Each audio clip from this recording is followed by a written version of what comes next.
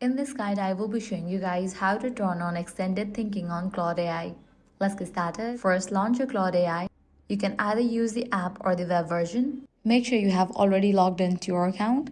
Now either select one of your existing conversations from the left-hand sidebar or start a completely new chat by clicking the new chat button. Next, click on the message box where you normally type your prompt. Before sending your message, look toward the bottom right corner of the screen where you'll see the currently selected language model. Go ahead and click on it. Click on More Models. Set it to Sonnet 4.5. Now here you're gonna find the option of Extended Thinking. Toggle on for that. This feature allows Claude AI to spend more time processing your prompt so it can generate more in-depth, detailed, and thoughtful responses.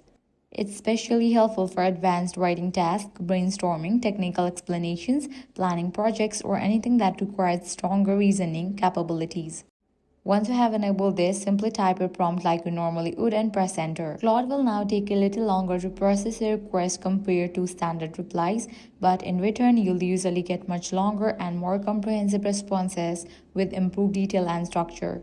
And that's it. This way you can easily enable extended thinking feature in Claude.